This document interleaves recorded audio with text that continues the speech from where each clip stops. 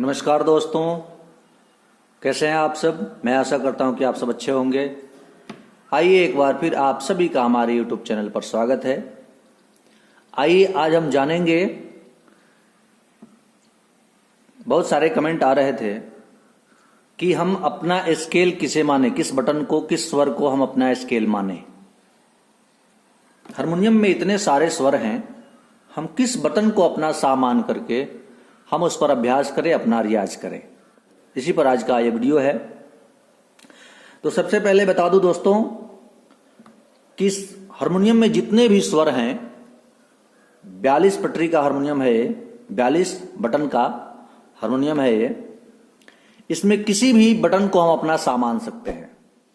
ये जितने भी बटन है यहां से यहां तक, किसी भी बटन को हम अपना सा मान सकते हैं। अब उसे हम पहचानेंगे कैसे। बहुत सारे बिगिनर्स का कमेंट था कि हम अपना सा किसको माने और अपने शुद्ध स्वर को कैसे पहचाने, कैसे अभ्यास करें। बहुत सारे ऐसे लोग हैं जिनके पास हारमोनियम नहीं है, उनको बताने वाला कोई नहीं है, तो वो नहीं सीख पा रहे हैं। आज मैं एक ऐसा फॉर्मूला लाया हूं जिससे आप बिना किसी से पूछे, आप यह वीडियो देख करके आप अपने शुद्ध स्वरों का अभ्यास बहुत ही सहजता से कर लेंगे। शुद्ध स्वरों का अभ्यास, कोमल स्वरों का अभ्यास, तीव्र स्वरों का अभ्यास बहुत ही सहजता से कर लेंगे, उसमें कोई कठिनाई नहीं होगी। तो आइए सबसे पहले एक स्केल को हम लेते हैं, जैसे सी शार्प हुआ। सी शार्प को हम अपना सा मान लेते हैं। सी शार्प को सा मान लिए तो इस मध्य सप्तक का सी शार्प हो गया, मध्य सप्तक का सा हो गया, और ये तार सप्तक का सा हो गया। ये हमारा एक सप्तक हो गया।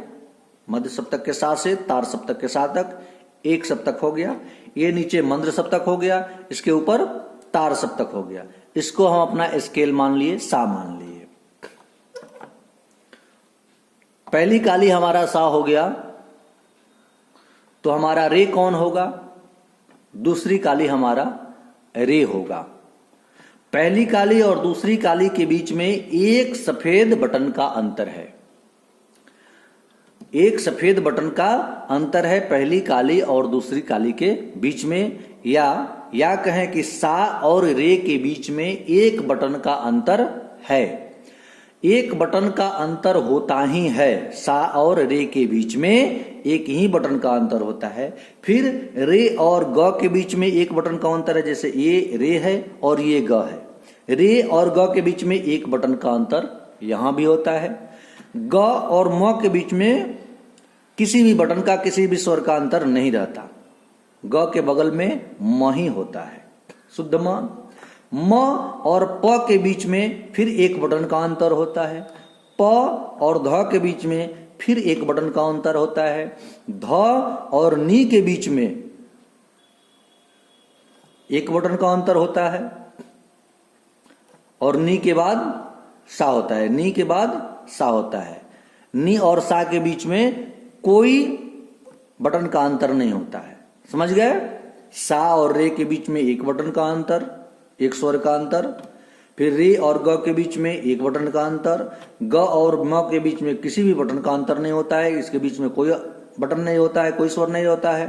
म और प के बीच में फिर एक बटन का अंतर होता है। प और ध के बीच में फिर एक बटन का अंतर होता है। ध और नी के बीच में एक बटन का अंतर होता है। नी के बाद फिर तार सप्तक का सा आ जाता है। इसके बीच में कोई अंतर नहीं होता है। आइए एक ग्राफ के माध्यम से इसे हम समझते हैं। बहुत ही आसान है।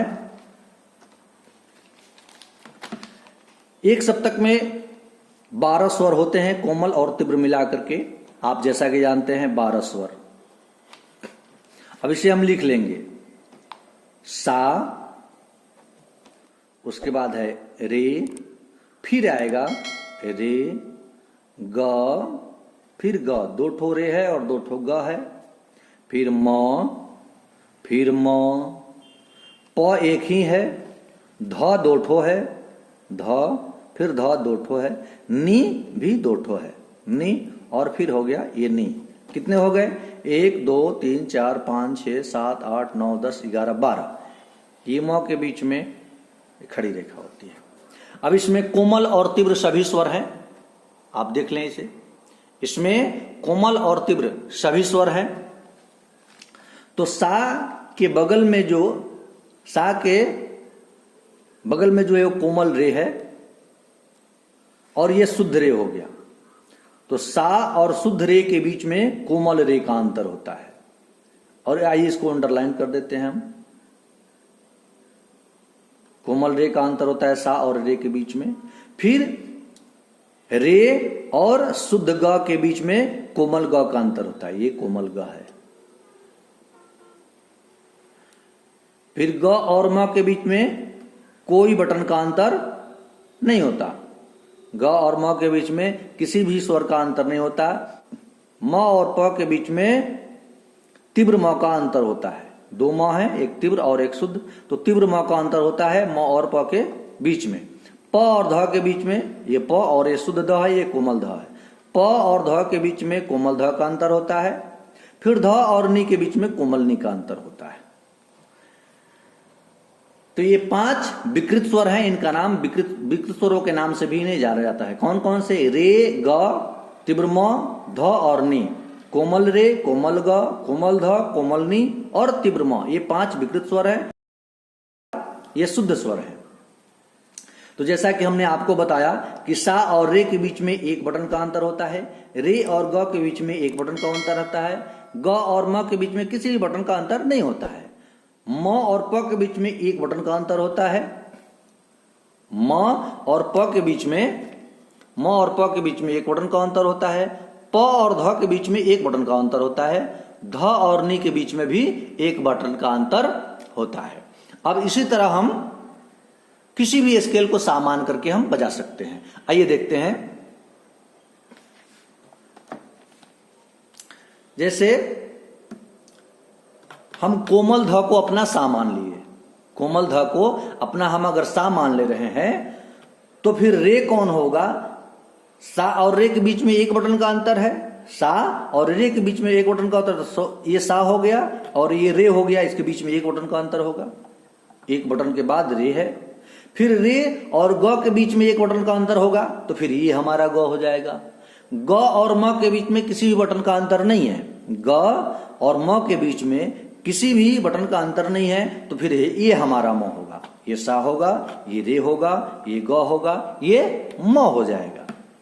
फिर म और प के बीच में एक बटन का अंतर होता है, तो फिर म ए है तो प कौन होगा? एक बटन का अंतर, इस बटन को छोड़ना है तो प ये हो जाएगा। प और ध के बीच में एक बटन का अंतर होता है, यानी इस बटन को छोड़ना है तो ध ये हो जाएगा। ध और नी के बीच में एक बटन का अंतर होता है, तो ये हमारा ध हो जाएगा, इस बटन का अंतर होगा, ध हमारा ये हो जाएगा। और फिर तार सप्तक का ये सा हो जाएगा। फिर ये हमारा मध्य सप्तक एक सप्तक हो गया। एक सप्तक सा, रे, ग, म, प, ध, नी और सा। इसी तरह किसी भी हारमोनियम के किसी भी बटन को, किसी भी स्वर को सा मान करके आप अपना शुद्ध स्वर चुन सकते हैं। तो मुझे आशा है दोस्तों कि इस ग्राफ के माध्यम से आपको बहुत कुछ सीखने को मिला होगा। आप इसे नोट कर लें, वीडियो को रोक करके इस ग्राफ को नोट कर लें। आप किसी भी स्केल को सा मान करके आप अपना अभ्यास कर सकते हैं। तो आइए आज के वीडियो में इतना ही, फिर मिलते हैं नेक्स्ट वीडियो में। अगर वीडियो अच्छा लगा हो तो एक प्यारा सा लाइक कर दें, कमेंट करके जरूर हमें बताएं कि ये वीडियो आपको कैसा लगा, और चैनल पर अगर आप नए हैं तो चैनल को सब्सक्राइब कर दें। फिर मिलते हैं नेक्स्ट वीडियो में, तब तक के लिए धन्यवाद।